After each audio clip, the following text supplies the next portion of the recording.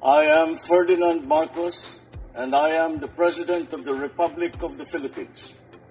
I stand today on behalf of 110 million Filipinos. Hi everyone, hello universe, it's me again. So yun mga kababayan, may updates tayo. Sinagot po ni Pangulong Marcos Jr. Tungkol dito sa pagsampa ng Quadcom ng kaso laban sa dating Pangulong Digong at dito kay Bato at saka Sigo, no? So sinagot ng Pangulo yan dahil alam po natin itong Quadcom naman, no? Ito nga, Quadcom recommends filing a charge versus Duterte, Bato, Bongo for all alleged crimes against humanity. Na-upload natin yung una. Tuloy-tuloy na po ito guys Walang halong biro na ito. Talagang sampahan na siya ng kaso. Kaya malalaman natin bukas or the next day. So, dahil dito, babatikusin na naman ng mga dilis, ito si Pangulong Marcos Jr. Isisisi na naman sa kanya. Sabi, nako, expected nyo yan. So, dahil dito mga kababayan, sinagot po ni Pangulong Marcos Jr. itong balita na ito na ang Quadcom kasuhan si dating Pangulong Digong. Pakinggan nyo po itong interview ni Pangulong Marcos Jr. Okay? Tingnan nyo ito guys. So, ito po yung interview ni Pangulong Marcos Jr. ngayong araw, no? Sa mga tanong sa kanya, sinagot niya po lahat tungkol dito sa clemency ni Mirjen Biloso. Pakinggan nyo yan, yung kanyang explain. Pero mayroon na tayong video na in-upload. Tapos, yung tungkol po dito kung bakit itong issue sa budget, proposed budget 2025 hindi po matuloy.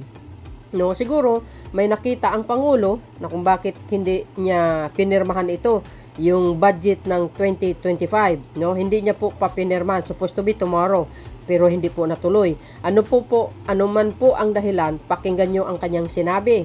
At tungkol naman dito mga kababayan, yung isang pinapaliwanag niya, ito nga yung kaso ni Digong na isinampa ng Quadcom. Pakinggan nyo din ang kanyang paliwanag mga kababayan. So, see you again on my next upload video. Maraming salamat sa inyong watching. Don't forget to like, hit the bell para lagi update sa aking mga upload video. Shout out sa mga Marcos loyalists and supporters, Filipino OFW. Eto na. Have a look at really what her status is, and then of course we are aware of the request for clemency from her representatives, of course, and from her family. And we will leave it to the legal judgment of our legal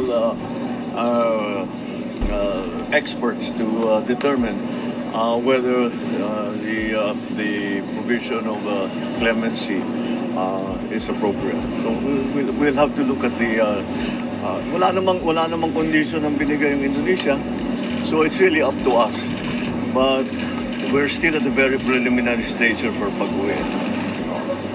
Mr. President, yesterday you convened some of the cabinet secretaries to review the proposed 2025 national budget. So ano po yung napag-usapan? Ano po yung items and provisions na ibibito nyo? And kailan po natin i-expect na masahin yung 2025 budget? Well, we had to have a look because maraming nagbago from the budget request from the different departments.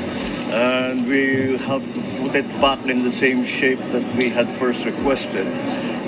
So unfortunately, we are only left now. I am only left now with the veto power because tapos na sa BICAM. So na-approve na ng House, na-approve na ng Senado. Now it's up to us on how we regain control of the spending program, and I cannot give you the details yet because that was that is what we are doing. We're going through item by item, line by line, to see what is priority and what is not, and that's what we will come up with. We were originally scheduled to sign into law the GAA tomorrow. 20th. Pero mukhang hindi kami matatapos pa at that time. So I cannot give you a date because it will take as long as it will take. But I want to be very, very sure that the budget for 2025 is directed at the important projects that we have prioritized, number one. And secondly, that there is a stronger safeguards on the spending for the different projects. Kaya baka mag-assess na naman tayo ng mga project na pinasok na sa insertion. Because yung insertion na ginawa ay hindi naman kasama yun sa budget request. So, ano ngayon yung mga yan? Kung talaga bang kailangan, baka yung iba, hindi naman kailangan ba pwedeng i-defer. Yung iba, walang masyadong, we are starting to see some project proposals that do not have the appropriate, walang program of work, walang appropriate na documentation, hindi maliwanag kung saan pupunta ang pera. Kaya yun ang liliwanagin natin. Maging maliwanag. Hindi naman, it's not as if that we have, hindi naman tayo nagkaroon ng napakalaking budget napakalaking budget na savings. Hindi nga kulang-kulang Kaya kailangan maingat tayo kasi yung ginagastos dyan, hindi naman karamihan, pero meron dyan, utang yan. Kaya kailangan mapunta sa tama para mabayaran natin yung utang. May bawi naman tayo dun sa ginastos natin, dun sa inutang natin. And that's what we are trying to clarify now. So sabi mo, kasalanan na po siya sa veto power, hindi nila po isasoli or babalik sa Congress? Wala sa procedure yan. There is no procedure to return it to the BICAM. It's finished already in the House. It's finished already it's finished in Congress. Tapos na. So it's up to us now to look at the items and to see what are appropriate, what are relevant, and what are the priorities. Malalagdaan po before December 31. Malalagdaan po. I think we'll be able to do it before the New Year. Okay. Reaction na lang po natin dun sa recommendation ng Quadcom to file charges against former President Duterte and other senators. Yes, I am aware of that. Well, the DOJ has to make that assessment. So, may recommendation ng Quadcom, gano'n naman talaga ang proseso.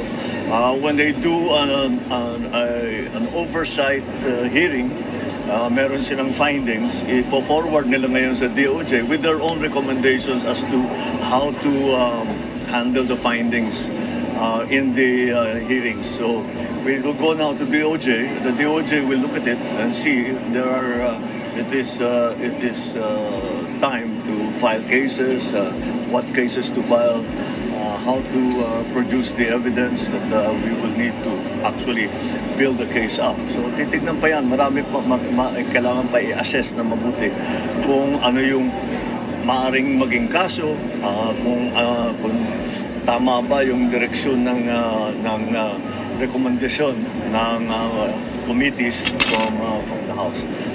Alright? Mr. President, na-float din po yung idea nung... I'm sorry? Mr. President, sa House po, na-float din yung idea ng suspension ng PhilHealth premium for 1 year daw, sabi ni House Speaker Martin Romualdez.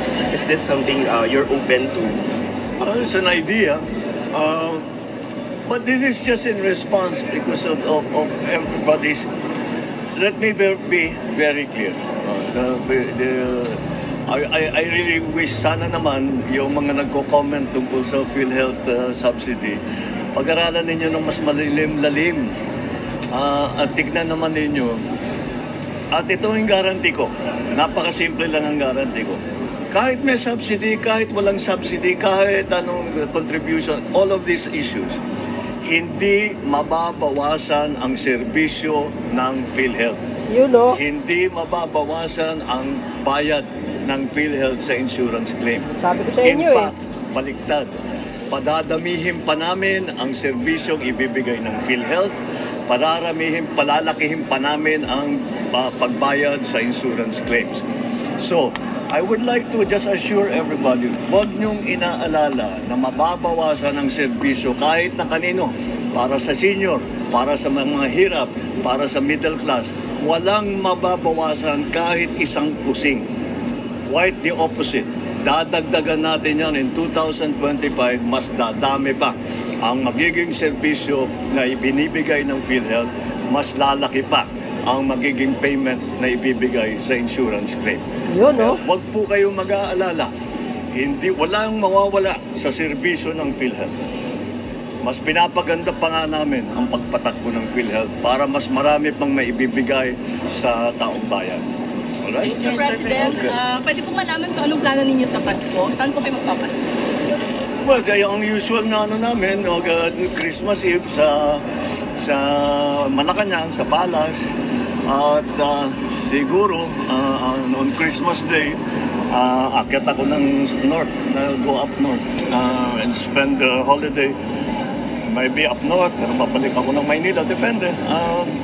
Very flexible naman ang schedule ko kasi hindi ko maaaring sasabihin na hindi alis ako kasi hindi naman, baka may mangyari, baka may kailangan ako, whatever it is, I'm always available.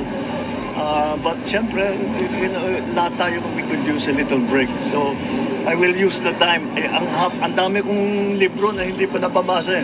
So, babasahin ko sila lahat habang ng bakasyon. Mr. President, Ilocos ba o Baguio yung pupuntahan? Both. Kasama daw si Ian. On Christmas Day, I'll be... So, yun mga kababayan, narinig nyo siguro yung mga paliwanag ni Pangulong Marcos Jr. So, malinaw naman sa inyo.